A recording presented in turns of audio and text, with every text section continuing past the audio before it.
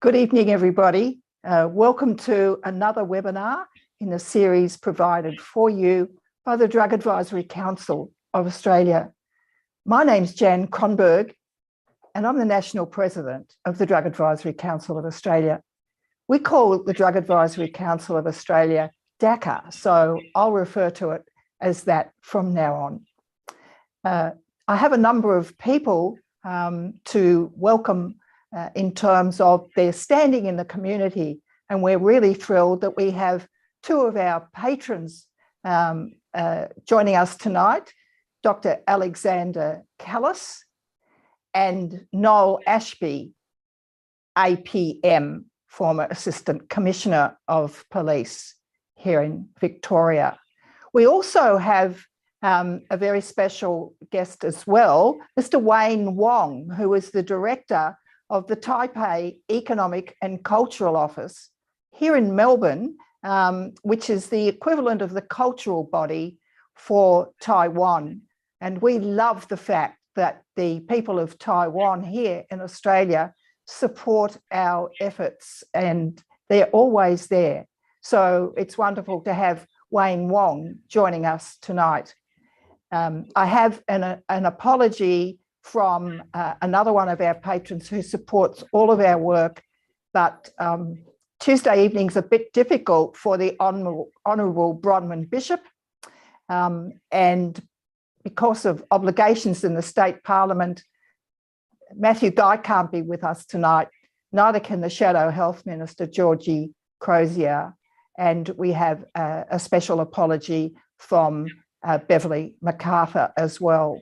So we have people watching across Australia tonight in every area except the Northern Territory. We're welcoming people from the ACT today for the first time, and for Tasmania, South Australia, Western Australia, here in Victoria, of course, in New South Wales in a number of locations, and in Queensland in a number of locations as well. And I want to say a special welcome to one of our anchor women in Western Australia, Geraldine Casey. It's lovely to have you joining us tonight, Geraldine. I salute you for your work, which is amazing.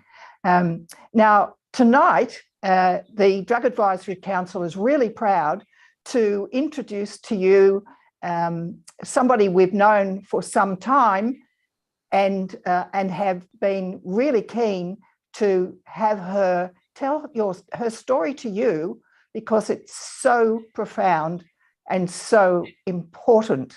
And the lady I'm referring to is Andréa Simmons. Now, Andréa will be coming to you shortly from the Gold Coast. But before that, what I would like to do is to just say a couple of housekeeping things.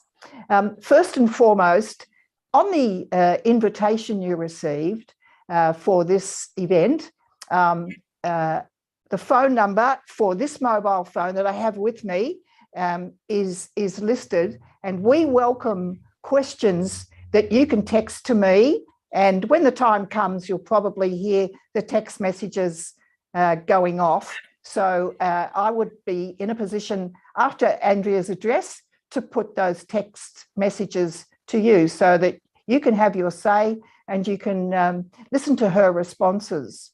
Now, the Drug Advisory Council, as you can see behind me, we have two of our banners up representing the Drug Advisory Council itself, and also our other body, Touchstone, which is a support group set up for the grieving and aggrieved families of the drug affected, which is a Herculean task and very complex. One of the other things we've achieved in recent months is that we've worked together with like-minded bodies around Australia to form a coalition, and we call that coalition the Task Force for Drug Prevention.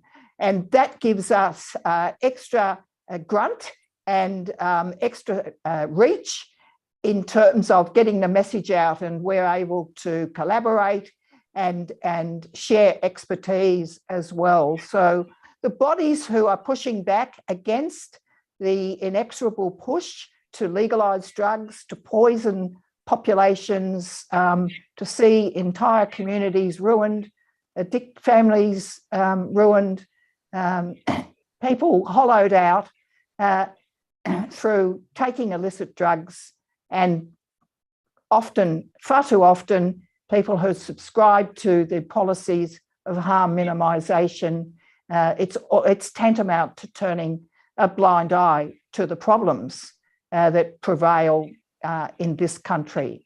There's some good examples as to how to turn the situations around, and we would like policymakers, decision makers, and those in government to actually take heed of good practice in this area. And so these are the things that motivate us and bring us together in a like-minded fashion.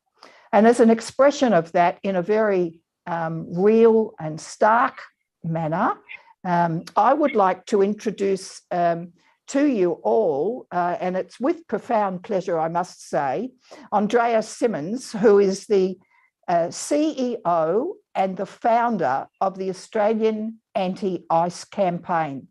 Now, Andréa has a splendid career behind her, and she has owned and operated several successful businesses throughout her life, and she has achieved her milestone, quite a handsome milestone, by becoming a millionaire by the age of 21.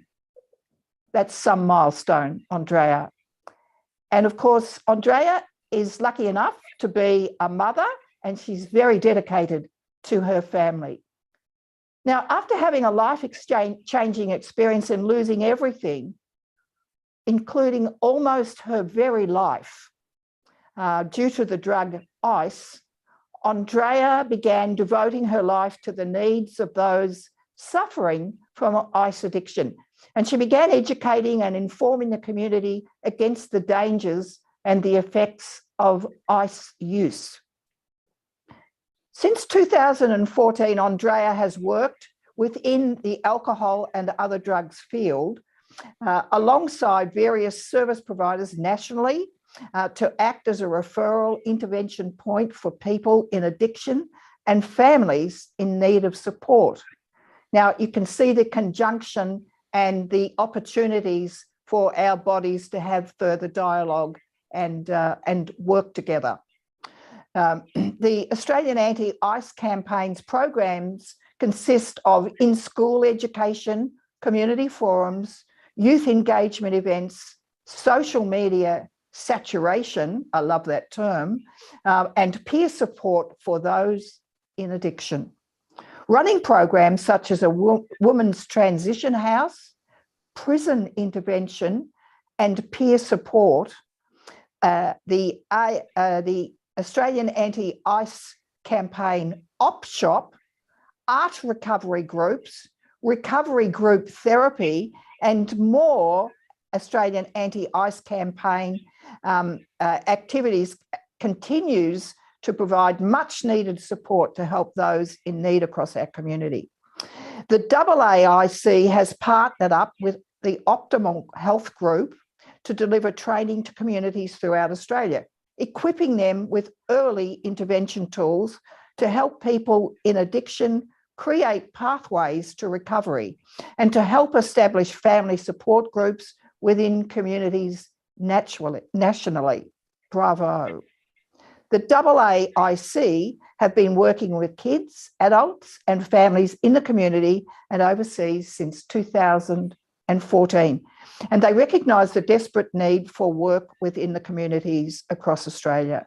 Andréa's vision is to unveil the enemy that is killing, stealing, and destroying lives of anyone who tries it, even once. So Andréa's call sign and message is not even once. And that's the introduction I am affording Andréa Simmons. And Andréa, I welcome you to our Daca webinar, and we're really keen to hear from you. So over to you, Andréa. Jan, thank you so much, and thank you to Daca for inviting me on the show tonight.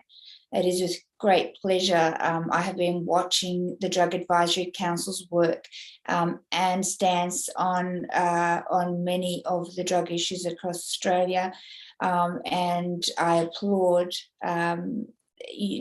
your stance on that. So it is with great pleasure that I come on the show today.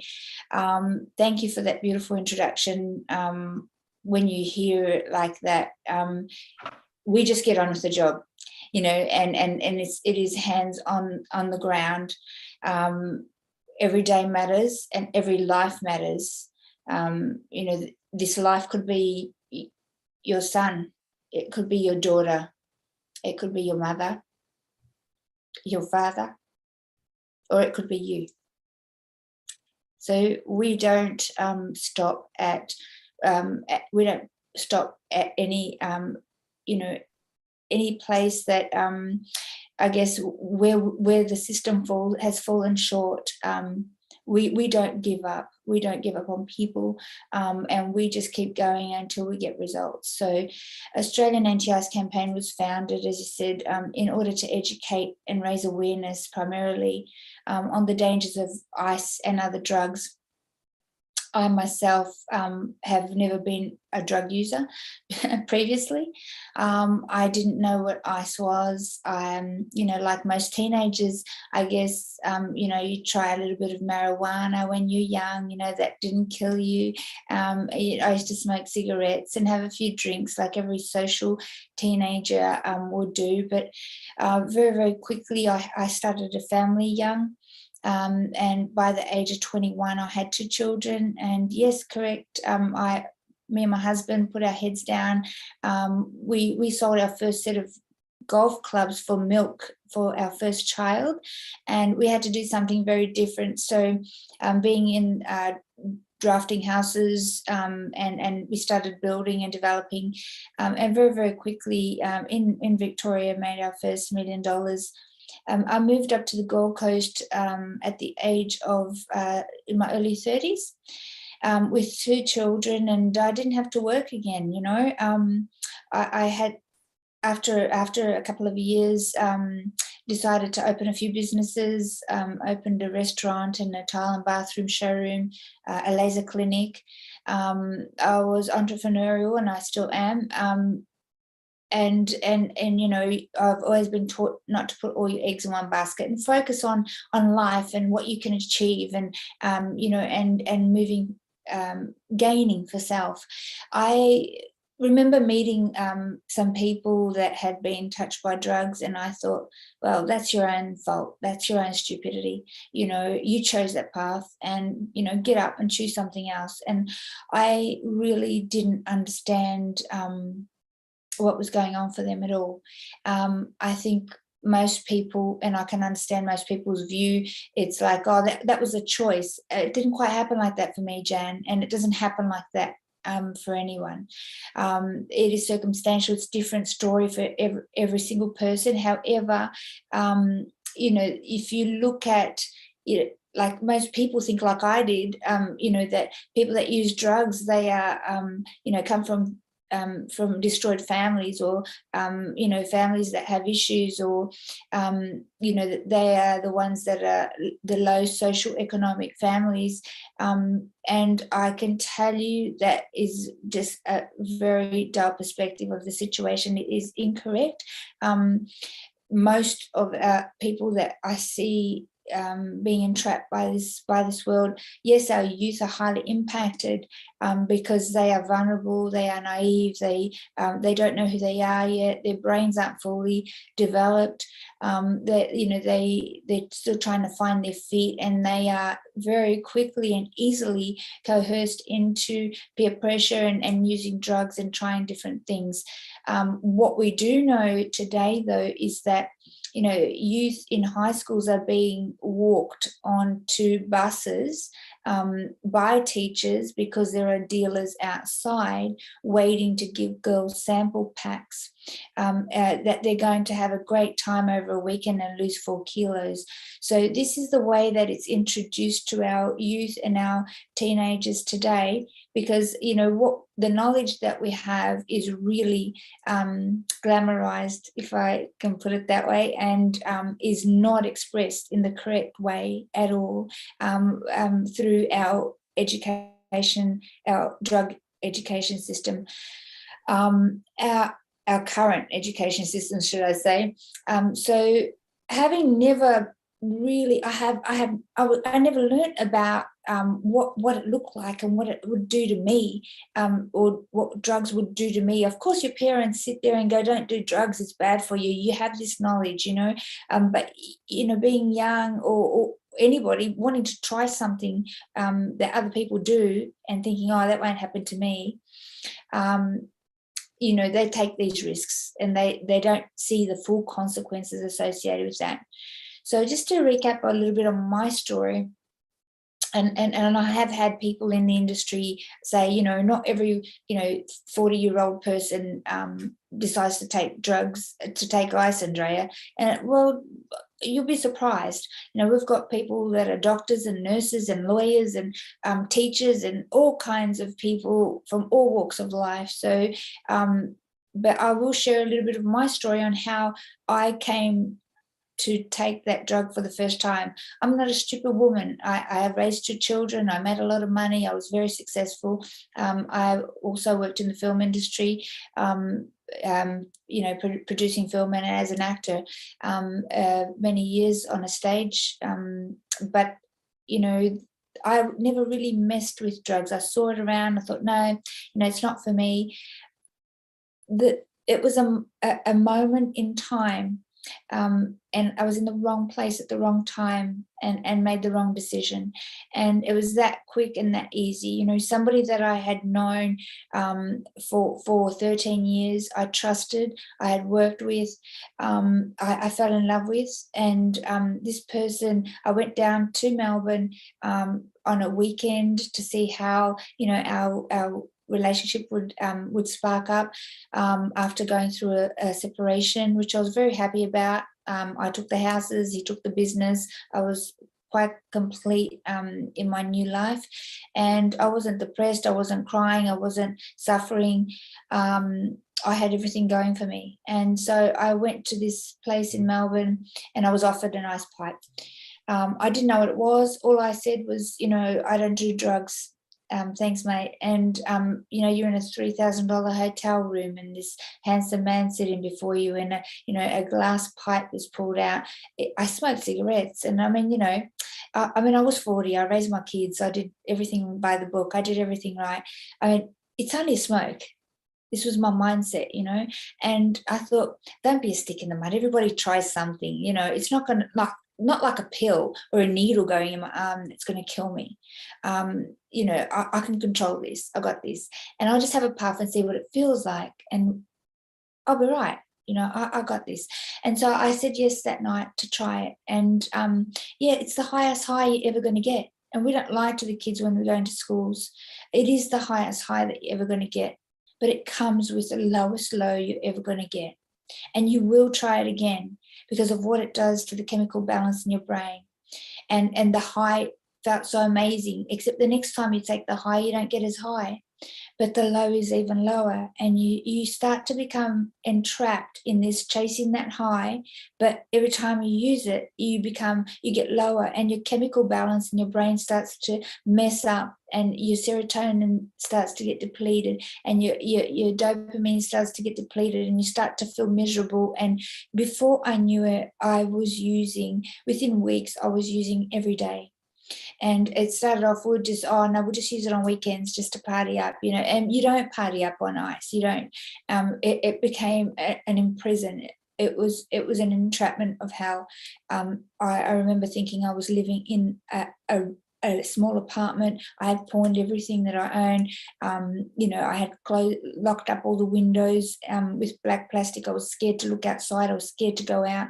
I thought I was in contact with my family when, you know, that was only in my mind. My kids, I left them behind. I abandoned my daughter with my mum. You know, I pawned everything I owned. I sold my houses. I sold my Mercedes convertible. It was like I went into another realm, and everything in my life disappeared. And you know, it was what ice does. It hijacks the frontal lobe of your brain, and very, very quickly, I now know that the drug takes control of your processing center, and you're not able to make logic, rational decisions. So the decisions that I was making on my everyday life was to pick up another pipe and get my head off the pillow, because every part of my body hurt if I didn't. And my, I just couldn't stop crying, and I couldn't stop the anger, and I couldn't stop, the confusion in my head until I had another head. And I would do anything to get it. I pawned everything, I sold everything. I would wait at the ATM for my Centrelink at midnight for the clock to tick over. So I'd take my $500 and go and get the next bag. It got to a point where I literally was contemplating selling my body online, because I needed the next hit, and I didn't know how I was going to get the money. It was, the lifestyle with it. I remember thinking one day, this is like a hell, because I remember, being in spaces that I didn't even know existed. And lifestyles that I didn't even know existed. There's rooms, there's places that people go, and it's all this underground life that is really scary, and there's guns, and there's police, and there's chases, and there's lockdowns, and people locking you up, and manipulation to get the drug. And it's very, very scary all the time. You're afraid, and then you're not, and then you are, and running, the psychosis kicks in, that you're running from your life, and from cameras, and from, you think everybody's after you. And I got lost around the corner from my house. It was the scariest experience. And I remember calling a helpline one day, and I had a brief conversation with the lady, and I couldn't make any sense of what she was trying to tell me. I couldn't hear her, I couldn't. She's like, what do you want? I said, I want help. I want to stop this. This is crazy. And she's like, well, help with what? And it was like she wasn't understanding. She couldn't understand where I was coming from. And I hung up, and I just remember being, in and out of that space of where I needed help, but I didn't know how to get it. My brain wasn't allowing me to process that. So I was very isolated. I was in another state, and I actually took some other drugs. I just amped it up a bit more. I had 10 days without sleeping at times, and I was also taking this stuff called G, which is horse tranquilizer. The dealer said it would make me feel better, so I took it, and it basically, I stopped breathing, and I remember going into this blackness and thinking I'm dying. And I was, Jan, I was weighing, 49 kilos and a size 4 clothing, size 6 was falling off me, a size 4. So much so that when I landed, I thought I looked fine, but when I landed back on the coast, and asked my mum to pick me up at the airport, she looked at me and said, who are you? I said, Mum, it's me. And she just stepped back, and tears just strolled down her face. The devastation of the skeleton, that she saw. My hair was falling out. My kidneys were bleeding. My gums were bleeding. And I looked a mess. And this was a 2-year journey into hell that I don't wish on my worst enemy. I had then a what people call an epiphany. I call it my encounter with God. I had an experience, a supernatural experience that happened to me when I woke up from that death. I actually died. The person that was with me thought I died, and they put me in the back room, and they shut the door, and they went and continued in the lounge room using drugs. But 4 days later, I woke up, and I then put on my runners, and I started running out. I ran outside, and I had a near-death experience. I had an encounter with God, and I was just led back to come home, and I locked myself in my mum's room, and I just what they call, detox. I cried for a long time. I was embarrassed. I was ashamed. I didn't know how I got there, and I didn't know how to get help. I didn't know where to start. I rang a few places, and the rehabs were like, "Oh, you need $1,500." I didn't have a dime to my name. You need this much to get in, and we take your phone, and I'm like, I'm not going into another prison, forget it. And so I'd hang up, and then I just, I ended up, I was taken into a church, and the people in the church helped love me back to life. So the community really came around me. And I had people in that community that, were counsellors, and they helped talk me through things and work through things with me. And after a year and a half of, I felt like I landed. And I actually signed a petition on change.org to help people in sex slavery, because Ice World is so much in that realm. And I remember I woke up to a petition that I had put together on my computer. That was our vision for AAIC, and I thought, I don't want anybody ever to go down this path that I've been, and let alone a youth, like my kids. What about my kids? What if they ever try this? What about if my nephews ever try this? And what if they don't know? They don't know. They think it's just what they see on TV. It's glamorized. They think it's just this white powder. Like, they don't understand the impact of, like, I saw people lose their life. I've got people in that realm that are still there, and they've gone crazy. And so, I then started this petition, and the petition took off. I was then asked to speak in a school. I spoke to 180 kids in a school. The kids reached out for help, and the principal was in awe of what had happened. I then started being asked to talk in different places. And AAIC was birthed out of that, was to raise awareness and educate the youth and particularly the youth, but the community. We started to do community forums because we were getting called out to different communities across Australia. They would pay for us to get there and accommodate us, and they would ask me to speak. So I would share. I partnered up with the Meth Project in Montana Meth Project. They gave me the rights to use their program. I wanted to get their commercials out on television, because that had been my background, and I know that commercials, they're hard hitting, and when I saw their ads, I was like, oh my goodness, please, I need to use these ads to help educate our nation, because they don't know what it is. And this was like 10 years ago, 9 years ago, where it wasn't really a known thing. So they gave me the rights to use the school program, and they said, well, the commercials, you can do them, but you need to partner up with us. And of course, I didn't have any money, and I'm like, okay, well, she said, start with the school education. I went, great. So I made the school education program. I added Australian videos and to correlate with theirs, and started in that way. And I saw the impact in the schools and kids reaching out for help. And then we started the peer support area. So I started training people like myself who had long-term recovery, 12 months or more. We train them with dual diagnosis training. We blue card them so they can go into schools. We do regular drug tests. They have to be seeing a counsellor. They have to have gone through a recovery program. We then engage with them and train them up to share their story integrated into an evidence-based practice presentation. Our clinical director from Optimal Health Group, George Patricki, he's been in this industry for over 35 years. He himself is lived experience, and he trains drug and alcohol counsellors across Australia with dual diagnosis and other trainings, anger management, and he does the drink driving for the courts here as well.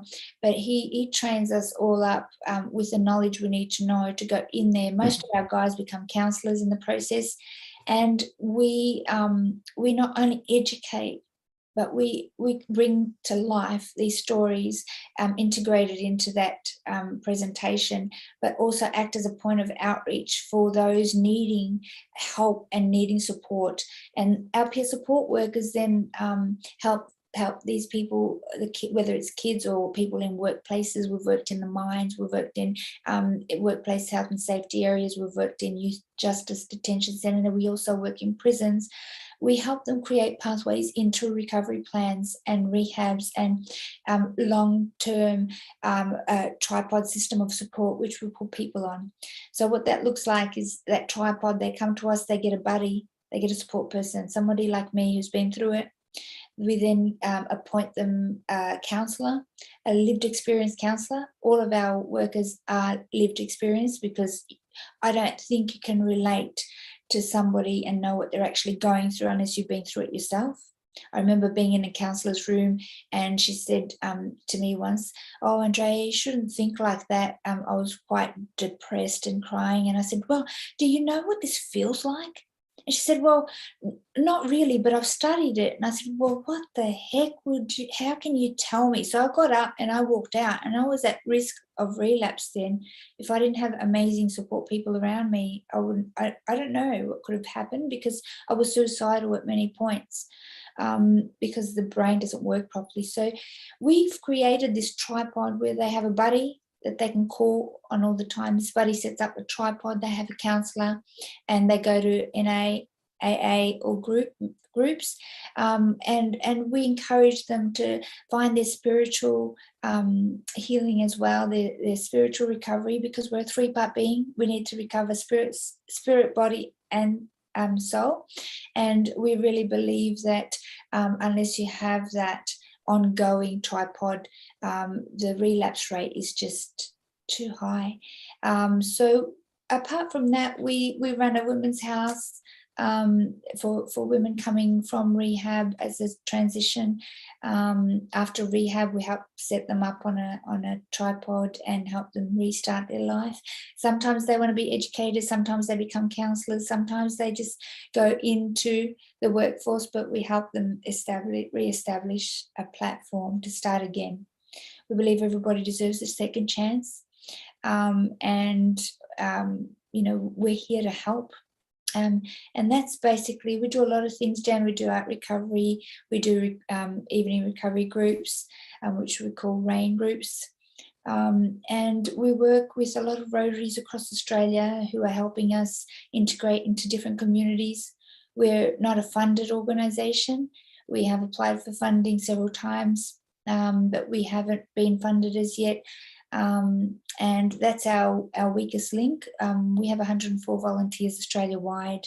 We have satellite groups across Australia, very strong Sydney and Coffs Harbour team. We partnered up with Salvation Army there, and we work very closely with Salvation Army with their rehabs, their detoxes, with transformation, and various other rehabs across Australia. I mean, we've raised funds through churches to take people from WA to a rehab in Melbourne, because the cycle of addiction, the contemplation stage of that cycle is very small. And when somebody's ready to change, we need to act. So our clinical board have put together a training for the community that we are rolling out. And what that looks like, Jan, is that people can partake in this training. It's called Substance Abuse and Mental Health Intervention, SAMI. SAMI brief is on our webpage if anybody wants to engage in that training. It's a 2-hour training.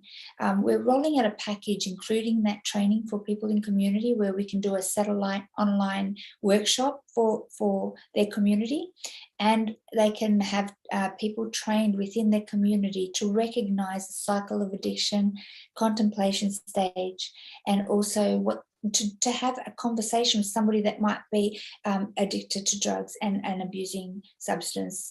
So we're about ice and other drugs. We're not just ice specific, but that is our spearhead, because that was what impacted me, and that's how we started.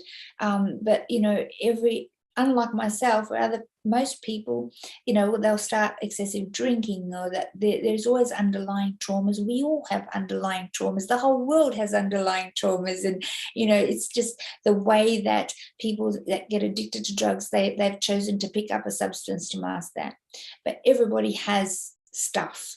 Yeah, it's just how we deal with it, and we just, I guess, teach that there is a different way. There is a different way to deal with that. And it's giving them the tools to be able to cope, and strategies to be able to do life a little bit better, and to cope a little bit better, and how to say no. And that's our biggest message out there. We're here to help communities. We want to set up, Sammy Brief ambassadors across Australia, so that they can fish out the people that need support. And we're here to help. We're here to help them. Andréa, it's now my turn to have something to say, but I just need a few seconds of composure. I would say that what you've shared with us just now, I think it'd be safe to say there's probably not a dry eye in the rooms around the nation listening to your story. Thank you very much for your openness and your honesty, authenticity, and how you've shared your burden and your journey, and the manner and openness with which you have done, the amount of detail. It's quite profound. And I have to say at this moment, I'm very pleased that this webinar is being recorded, and it will be uploaded to YouTube, and all of those people who are watching out there now will get the link. I'm going to say, everybody who has joined us tonight, in about 24 hours, we'll send you the link, and make sure you take it upon yourselves to share that link through to YouTube for the recording of what Andréa has just shared with us. It is so profound by any measure, and I'm really pleased that you've been able to spend this time with us. And I know you've already outlined all of your programs, all of the things you're wanting to achieve, that you have achieved, that you want to achieve, the workload. I guess you and I share many things in common. I haven't gone down the road of addiction, so I can't say I share your odyssey, but I've had to manage life's peaks and troughs, and I understand despair and anxiety and worry, and so the fact that you've been able to bootstrap yourself and recover, and I guess it's through establishing your faith and a belief, and it is a really profound story. And I know you're the movie maker, but in some ways the movie needs to be made about you. So I'm too busy just I kept saying, God, send me another one, send me another person to help, and I just feet on the ground, and you just, there's so many people needing help. I just, somebody one day can make a movie. I'm not interested in that life anymore. I just want to say, as you've been saying, because the Drug Advisory Council is going through all of the processes so that we become a charity, hopefully not too far into the new financial year. That's the deadline we're working to. And so that we're in a better position to apply for funding and receive funding.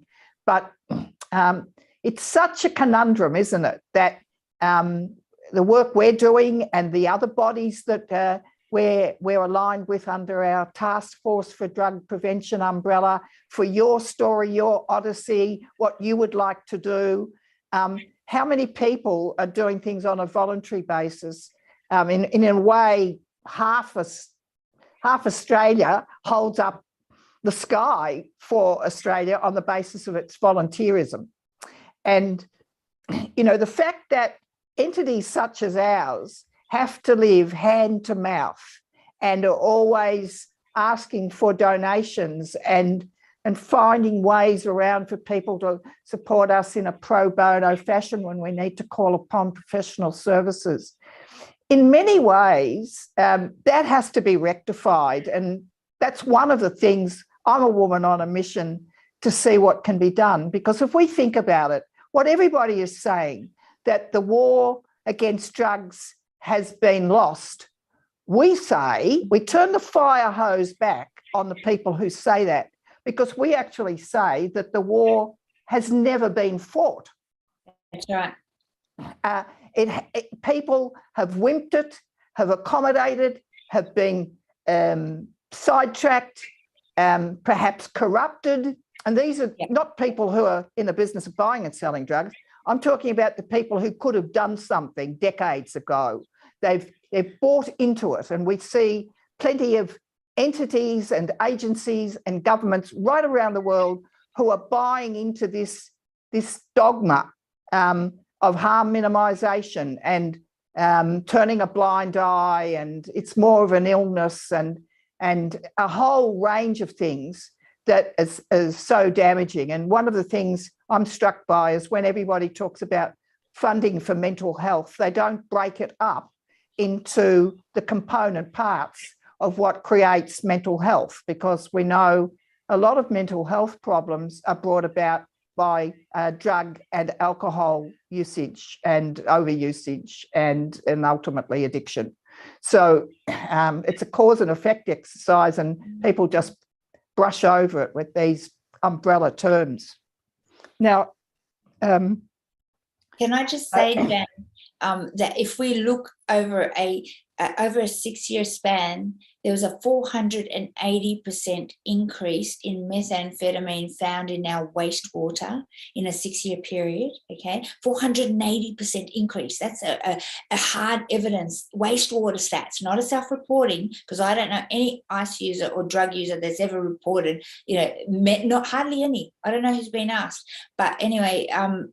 This is hard evidence. And you look at the trends of the rise in mental health over that period, the homelessness, the domestic violence, they all running hand in hand. Wake up, like Australia. This is all integrated. We've had forensic police come to us and say, that they're bringing in, container loads of and posting into our PO boxes methamphetamine from China.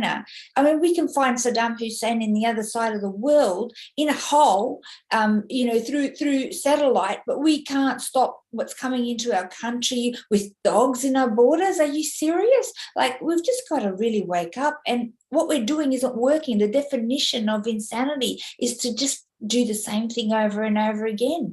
We've got to do something different. So we've got to look at models and things around the world that have worked.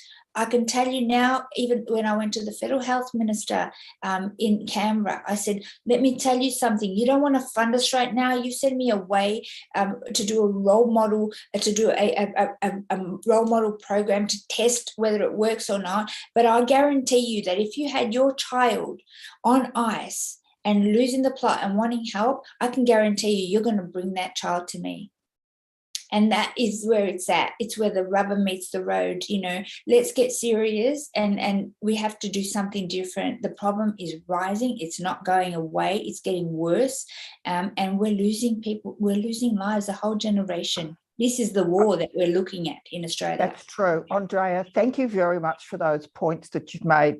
They are very important. And for our audience tonight, Andrea and myself, and I think it goes without saying, our various teams, welcome your input in terms of, ways forward, in terms of, what can be done. We've done what we think is a lot of clever thinking, a lot of strategizing, a lot of putting pressure, leverage, but quite often and for far too long, people avoid eye contact.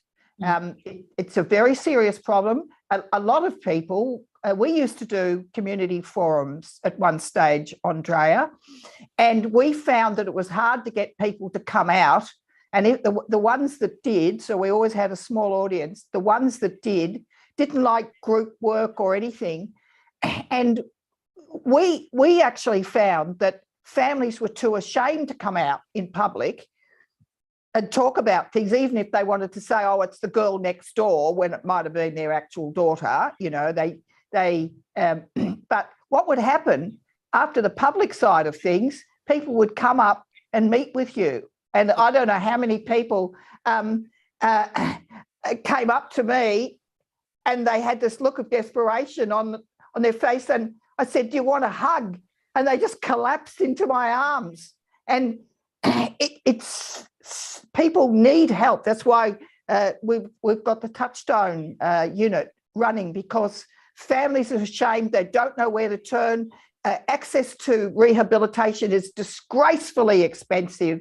There's got to be massive investment in rehabilitation places, public, so a grandmother doesn't have to put a second mortgage on her house or erode her superannuation to pay for her grandchildren's rehabilitation, which runs at between $12,000 and $14,000 for 28 days, and some people need 6 months of it. So there is a crisis, but pay attention as to how it needs to be turned around, our audience, and please go out with the points that we've made tonight, and please spread the word and get angry, because really it's 1 minute to midnight. Now, Andrea, I have some questions to put to you, which I must do, because people love our webinars, because they get the opportunity to have those. Okay, so somebody here has said, what's the best approach to help someone on drugs? I think once if you can get somebody who's been through it to talk to them, firstly, they've got to be in contemplation stage. There's no use trying to help them. People have to hurt. The user has to hurt to go, I want to do something different. This is too much. I can't do this anymore. While people are enabling, or they can still continue to do that. People use the term enabling, right?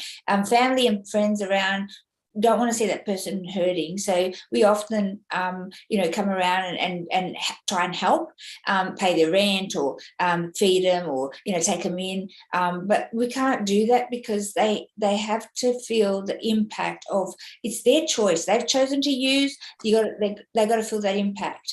Once they feel that impact, then they want out. The best thing to do, that's called contemplation stage, when they say, I don't want to do this anymore, I want change, I want out, is to sit them in front of somebody that has been through it, that's been trained to actually do a cost versus the benefits. And you can learn this skill. Our Sammy Brief online on our website actually teaches you how to do that. Yeah, that's why we did it, so everybody can do that. And you can actually have that conversation. What's it costing you to stay in this life? Your choice. Hand over the choice to them, and what's it costing you? Why do you want out? So you do this cost versus the benefits on both sides, and then you do it and be prepared with they're going to say, yeah, okay, I'll go to rehab, whatever it takes.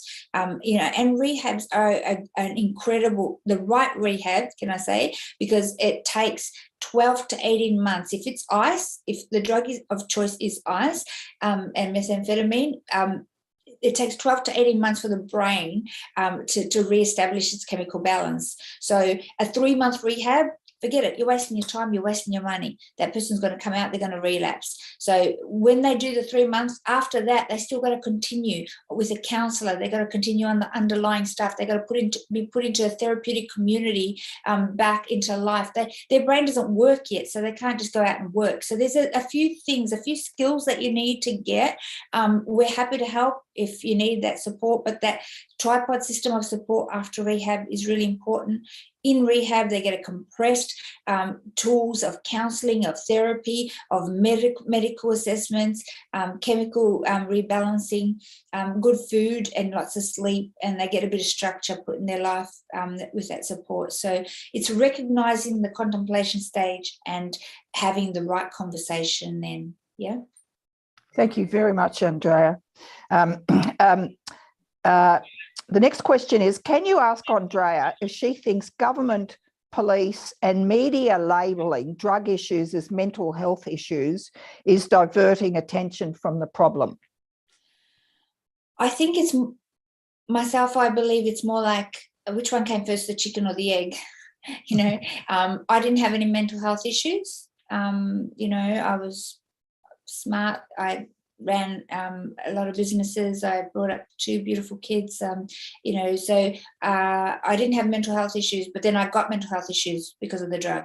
Yeah. So and it can vary. Yeah. So I think the issue here is what we're trying to do is unsell a dangerous product and really expose it for what it is and show our next generation, if you pick this up, this is what's going to happen. This is what's going to happen to your brain. The fact that, like I shared with you today, Jan, that I still have kidney issues.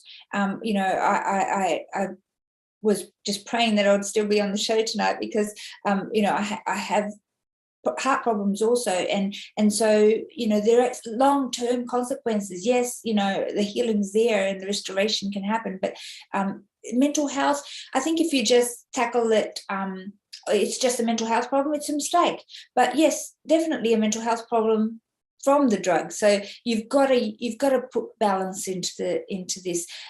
What I believe has happened with the government, they have put X amount of dollars to treat a problem, and they've watered it down across mental health and everything else.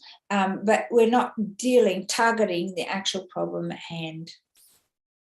Thank you very much. The next question, Andrea, is how do we get governments to focus on getting people off drugs and into rehab when much of the debate appears to be a binary between law enforcement approaches or injecting rooms, which merely maintain the habit? Good question. We've been trying to do that for years. I think that we've got a funnel effect in relation to a very severe funnel effect. So we're getting more and more people using, and we're not dealing with it appropriately. And it's the best example I can bring to government's memory is a National Task Force report in 2015. Now, if you look at that report, there's a 6-point approach to what Australia should be doing in relation to our drug problem. I believe AAIC, we're doing 4 of those. The other 2 we don't. And so that's law enforcement is being one of those. It has to be a community and a vast approach, and we've got to tackle it at every angle. We can't, you know, go out and do a survey. I did. I actually went out and did a survey in shopping centres with youth in schools. I asked them, what would you say? What's your response to me if I tell you that there's an ice smoking room up the road there? What message am I giving you? And they'll tell you. Don't take it from me. They'll tell you, oh, that it's, I guess it's okay in monitored amounts and in supervised areas. They'll tell you. It's not okay. This is poison. You know, it's got nail polish remover in it. It's got countertop cleaner. It's got, you know, Drano. Like, what part of that is okay in harm minimisation? Let's do a little bit less. Let's take a little bit less drugs, a little bit less poison. You know, it's just not, it doesn't make any sense. So I think I've probably gone a bit off track, but that's my response to that question. That is a fantastic response. And I don't think you went off track at all. It's really important to make those points, points here. Somebody here is saying congratulations on your work against ice addiction, and I'd like to echo that. I would like to know, how can your program be expanded into schools or reach more young people with the message of not even once? Yeah, I think it's with the help from the community. You know, if people know what we do, we've done a lot of media through 60 Minutes, A Current Affair. I've been on the morning show where we you know, we've got educators across Australia trained. What we lack is funding. I mean, I've worked for 8 years doing this. I don't get paid. My executive assistant doesn't get paid. We just scrape by, and to be able to, advertise our work and, get sometimes fuel in the car to get across to the schools. It costs us, so we can't get everywhere, but we are hoping that the community can help. Let your local schools know. We can send you information. It's on our webpage. You can see testimonials.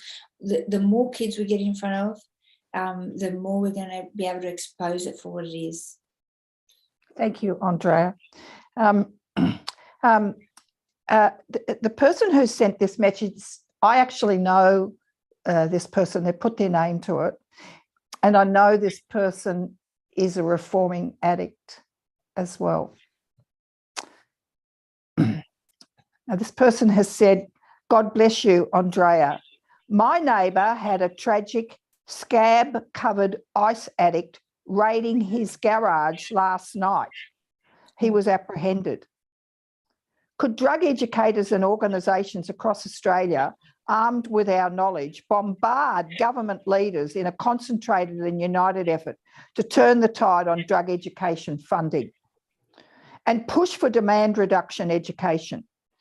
In a massive push towards harm minimisation, they are finding the wrong people. I have to say, absolutely underscore what this superb person has just said. Absolutely, without a doubt. And I think it's time, that we unite and we stand against those forces of darkness that are staying entrapped in that same message. It's not working. These are lives. We've got to do something radically different, and they need to change their approach. Harm minimisation of poison and giving the impression that it's okay is not okay. It really isn't. That we really need to join forces and stand against that and demand change and expose things. I mean, for goodness sake, they spent $11 million on one commercial about ice on one station for 6 weeks. $11 million. I can get 12 commercials ready to go to air for $240,000. Tell me exactly, where did that $11 million go on one commercial? And who's asking the question?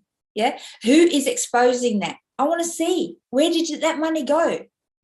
And so I believe that it's up to us, the community, it's up to the taxpayers' money to start asking questions, and a body such as organisations like ours, Jan, we can all stick together and say, we want some answers. Yeah, Australia, we want some answers. This is our families, our kids.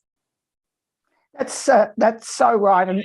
And this is where I've seen as the way forward for all of our bodies. This is why we've come up with the notion of the task force coalition, and obviously working closely with you. And just for everybody out there, Andréa and I have had a number of discussions as to how we can best combine our efforts and work together. And more of entities like us need to have the courage to be bold and to understand that you need strategic alliances, because it's so easily picked off. And when we appear in social media, if there's some sort of bot farm, some armada of trolls, wanting to contest anything that we have to say, everybody stand up against them.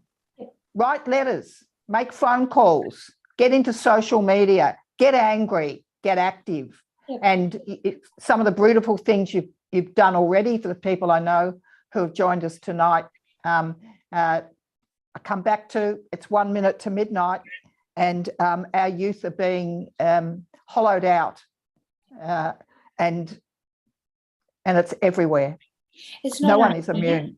Jan, my ex-husband said, out of all people in the world, I'm like, well, you have no right to judge me, but yes, that happened to me. So if it could happen to me, nobody's immune to this. And so it could happen to you, it could happen to your family member. And then? Correct. I've got another question, and we're getting very close to time, Andrea. I'll put this question to you. You mentioned you were moments away from selling your body for the next bag of ice. So people are listening. An earlier Daca webinar discussed the sleaze factor in drugs on our streets that was apparent late last century. In your view, in nearly a generation, are people now equally at risk as they were back then? Sorry, I didn't quite understand the question. Would you like me to read it again? Yes, please. Yeah, okay. I'll try to get the right rhythm to it. Andrea, you mentioned you were moments away from selling your body for the next bag of ice. Mm-hmm. In an earlier Daca webinar, the discussion focused on the sleaze factor in drugs, and we have had other webinars along that line. The sleaze factor in drugs on our street that was apparent late last century. So we might say 25 years ago, in the middle of the 90s, yep. Right? Not the 19th century, yeah. 20th century. So in your view, in nearly a generation from the mid-90s to now, are people now equally at risk as they were back then? Oh, so they're absolutely. Really saying, how much worse is it? Yeah, absolutely. And I think, I mean, it's apparent in our community, if you go back to the 90s, I guess, I guess teenagers and people were not as promiscuous as they are today. This problem, specifically, and I can refer to ice because I know that beast, right? But there's a lot of I guess sexual activity surrounding that in some very dark spaces. I've myself rescued a girl out of a drug den. She was being held captive, and she was held captive for 8 years and raped and for 8 years and had 8 children from that experience, suffered traumatic, like incredible trauma, epilepsy and all kinds of things. She's now part of our team, and she's helping lady. She's 3 years clean, almost 3 years clean. So I helped get her out of there. She kept, they kept stealing her and stuff. It was horrific. But that's the world that comes with it, prostitution, sex slavery, all of that, and it's horrendous. Honestly, if you see what is going on out there in this world, accompanying our drug fueled community, it's scary. It's like hell. It really is, and it's going on. It's going on, and nobody can see it. It's right under our noses. Exactly. Thank you, Andrea. I'll put the one last question because we're right on time, as I see it. If our audience will just bear with us, I'll just put the last question to Andrea. Andrea, thank you very much for your remarkable testimony. Does your organisation, the Australian Anti-Ice Campaign, ever face obstacles in trying to put on presentations in government schools? Because most state governments' adherence to the discredited harm minimisation approach to drugs. So what are your barriers to entry in terms of getting into schools? Yes, that's a story. Absolutely have had our issues. We had, back when we first started, we had a lot of media surrounding what we do. We also had, I guess, okay, I'm going to say it as it is, because that's who I am. The Australian Drug Foundation came out against us, saying drug addicts in schools don't work, and they were referring to me. And given the fact that I was also a mum and a successful businesswoman and trained in drug and alcohol counselling, had nothing to do with the fact of my 2-year endeavour in drug world. However, me in schools did not work, and so this stigma became attached to me, and defamation of a kind happened to our organisation and myself, and this didn't help the situation that ran alongside the policy of harm minimisation. However, because we had already started doing some work in a lot of schools, schools talk, yeah, and parents jump up and down and say, no, we want this in our schools. And principals go, I don't care what's being said. I've seen your work and I want you in front of my kids. And, you know, we push through and we try and explain why it's so important to get in front of those kids now, not through a teacher or a principal. Nothing wrong with teachers and principals, trust me, and police, they do an incredible job. But for as long as I've known, we've had teachers and principals and nurses and doctors and police saying, don't do. They're not going to listen to that. Our kids don't listen to that. You know, we put them in the driver's seat. We tell them, we thought what you're thinking. We thought, it's no biggie, mate. My friend does it. I'm not, you know, but you haven't seen what's about to happen. And we roll it out and we roll our story through that. And the effects on the brain and the body and the lifestyle and the devastation that comes with that. And the kids get to walk that journey. And by the end of that, they say, I don't want to do that. I don't want to go where you went.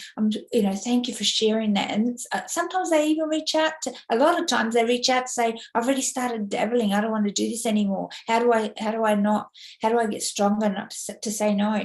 And we've been able to help family members and parents through kids in schools, you know, so people talk and the truth, it comes out.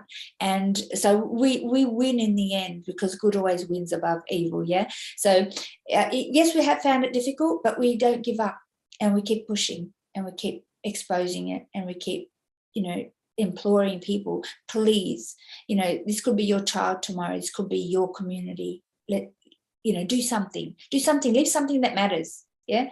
And that's, you know, we've dedicated our life. I've dedicated my life to doing this. I've been given a second chance at life and I won't stop knocking on the doors and I'm not going to back down and pretend, try and fit into the harm minimisation and all the hogwash that's going on out there with our policies. I'm not going to try and fit in there to get funding because it's wrong. I'm going to stand and I'm going to do what we do because it works. So, you know, if there's teachers out there listening, you know, have a look, talk to other principals that have had us in there and really consider it. Oh, wonderful. And what a very good note to finish on, a very strong note there. You've given everybody so much to think about tonight, Andréa. It's been enlightening, moving, profound, and you've really punched out some points, almost killer points. If people want to reduce what you've had to say to 10 bullet points, they should do that. Maybe you and I should work out, you know, some bumper sticker quality sort of points because you've spoken, well, it's speaking truth to power, and you've been so open, and the revelations are so terrifying, I think, for our audience. Of course, many in our audience are used to hearing information from the Drug Advisory Council, and they're intensely interested in the drug question in this nation, and they understand what's at stake. And from our point of view, it's just a little bit out of sight in terms of what you can see, but you can have a look at the Drug Advisory Council website, daca.org.au. There's a lot of information there and a lot of things that you can connect with. And clearly we'll establish a link to the AAIC, the Australian Anti-ICE campaign. And you need to go and have a look at what Andréa has worked very hard to achieve with what's available on her website as well. And we'll come together from time to time. And this is Chick Power Incorporated. We're going to try to make a difference, and we want to take you and our splendid audience, your ideas, your energy, your connections, your understanding, and hopefully your drive. And we'd love to hear from you in coming days in terms of what you've taken from this presentation tonight. And you will always all be receiving the YouTube link, so you can disseminate this recording on behalf of the Drug Advisory Council and the Australian Anti-ICE campaign. Thank you very much for your support. Thank you very much for donations that have been made through the booking process. And we will be presenting another webinar on the topic of what drugs do to dental health. And we'll be providing an expert panel to discuss that, because there's 17,000 dentists in this country who confront that, and they're absolutely terrified by what drugs do to oral health and just the whole problem. And of course, we know we all have problems funding dental care as well. So it's an incredible long-term suffering. And if we take heed of Andrea's how she's been open about her own health issues long after giving up the ice and moving to a healthy lifestyle, she's sustained damage that clearly is very worrying. And I think many people who are with us tonight who believe in the power of prayer, they should say a prayer for the good health and the strength and the endurance of Andréa Simmons. So, Andréa, thank you very much for being with us tonight. We applaud you and we salute you. Thank you. Thank you for having me. Thank you for the work you do. And in unity, we achieve more. So we will. See where we go. Thank you. Not even once. Not even once. Take care. Bye-bye. Thank you. Bye.